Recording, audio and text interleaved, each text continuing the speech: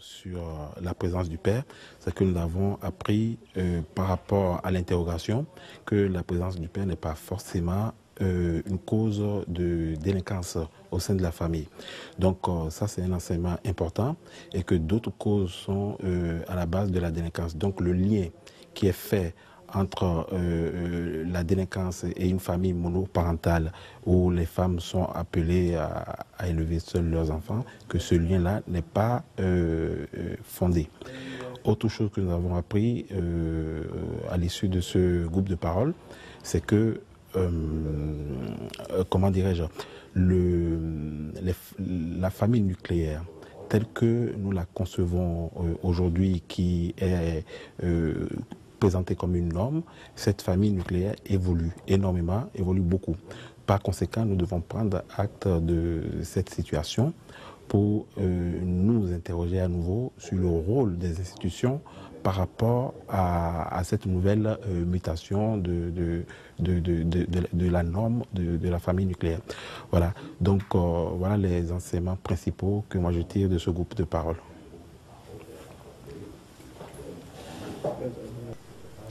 Donc je suis Sylvestre Dalméda, je suis président de la Fédération nationale des collèges des parents FENACOP. Et le groupe de parole d'aujourd'hui s'est déroulé à Aubervilliers, où nous avons installé un collège des parents qui sera un laboratoire et à partir duquel on va instaurer dans d'autres villes d'autres collèges des parents. Michel Pichon, papa, représentant d'SOS Papa, à cette réunion du Collège des parents. Je tiens à remercier les différentes personnes présentes à cette réunion qui permet de se rencontrer, d'échanger nos expériences, nos connaissances, dans un désir d'améliorer la vie en société entre enfants et parents. Voilà. Merci. Donc j'ai assisté à cette rencontre en tant que psychologue, on m'a demandé d'y intervenir et j'ai trouvé que c'était une démarche très intéressante, qu'une association se mobilise sur un groupe de parole pour échanger ensemble et réfléchir ensemble. Et je pense que c'est vraiment une action à encourager et à perpétuer.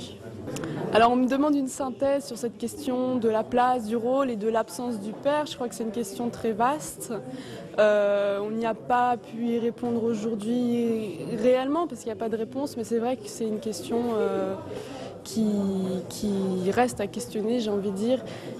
Et au centre, c'était finalement, est-ce qu'une mère et un père ont le même rôle? Est-ce qu'un père absent physiquement est absent dans son rôle de père? Ou est-ce qu'un père présent physiquement est toujours présent en tant que père? Voilà, c'est les questions qui ont un peu été soulevées aujourd'hui et qui restent à réfléchir. Eh ben, moi, je m'appelle Lila, je suis donc une amie de la présidente de l'association Collège des parents, Madame Emmanuelle Legrand. Et par rapport à la réunion qu'il y a eu là ce soir, c'était très intéressant, de suite par rapport aux divers témoignages, parce qu'on se rend compte que il y a beaucoup de choses, c'est pas qu'on se rend compte, il y a beaucoup de choses qu'on ne sait pas, et dont moi-même je ne sais pas, et que j'ai pu apprendre tout au long de cette réunion, notamment beaucoup la souffrance des papas. Et ce petit point-là sur la souffrance des pères m'a beaucoup interpellée et m'a beaucoup intéressée. Donc je les encourage à continuer dans ce sens-là parce qu'il y a beaucoup à apprendre, encore et encore, et au bout, trouver des solutions à ces problèmes-là. Donc je les encourage de tout cœur. Donc, bonsoir, je m'appelle Pamela, je suis assistante sociale à la CAF d'Épinay. Ce soir, nous avons abordé surtout le thème de la parentalité, mais surtout le rôle du père étant présent ou absent au foyer. En tant que professionnelle, j'ai été amenée à échanger sur différents débats sur le rôle que peut tenir le père au sein du foyer et surtout sa présence par rapport aux enfants, mais surtout en tant que citoyenne, ça m'a apporté énormément dans le sens où demain je serai amenée à être à mon tour parent et pouvoir faire cette distinction entre être séparée ou être mère seule et à prendre en considération pour mes enfants. Et je pense aussi que travailler avec des professionnels sur cette médiation familiale qui peut être entamée au sein d'un couple qui se déchire mais qui oublie aussi qu'ils ont un rôle de parent à tenir auprès de leurs enfants n'est pas à négliger. Donc par rapport au débat qui a été posé ce soir, ça m'a beaucoup apporté et j'espère dans les prochaines fois participer sur différentes problématiques, notamment la famille. Donc je vous en remercie. Moi je me présente, c'est Aurélie, j'ai 16 ans, je vais en avoir 17 bientôt. J'ai assisté à ça, d'habitude je ne fais pas trop attention à tous ces problèmes parentaux. Pour moi c'est une vie normale et le fait d'entendre parler de tout ça, ça fait réaliser que le monde il n'est pas parfait non plus. Et on réfléchit plus à l'avenir aussi et à ceux qui nous entourent.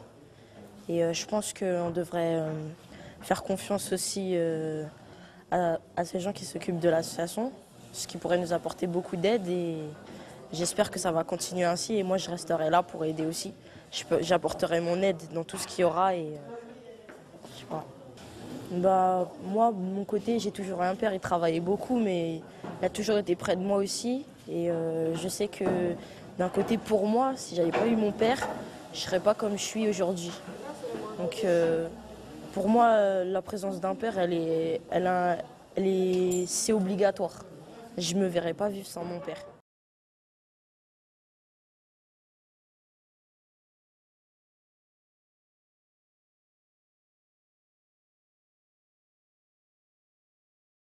Auquel je viens d'assister a été très enrichissant.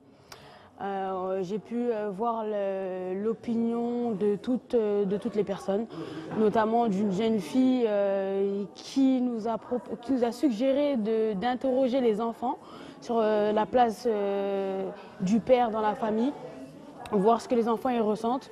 Moi, pour ma part, j'ai vécu avec mon père, ça m'a aidé, puisque peut-être que sans lui, j'aurais pu flancher ou à aller sur un autre cap. Et franchement, ce débat est très enrichissant. J'espère qu'on va encore continuer à avoir encore et encore de nombreux autres débats sur plein de sujets différents pour pouvoir nous éclairer, nous apporter, et apprendre et grandir aussi. Et voilà. Je vous remercie beaucoup. Bonjour, donc je suis Annie Kakou. Je suis organisatrice d'événements et journaliste donc, au magazine Respect.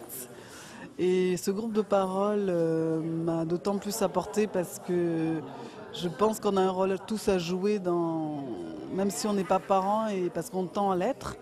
Et que ce groupe de parole, c'est un groupe de parole qui doit évoluer parce que c'est riche. Et parce que les gens ont su donner l'essence d'eux-mêmes. Ce n'est pas un groupe qui fait figuration.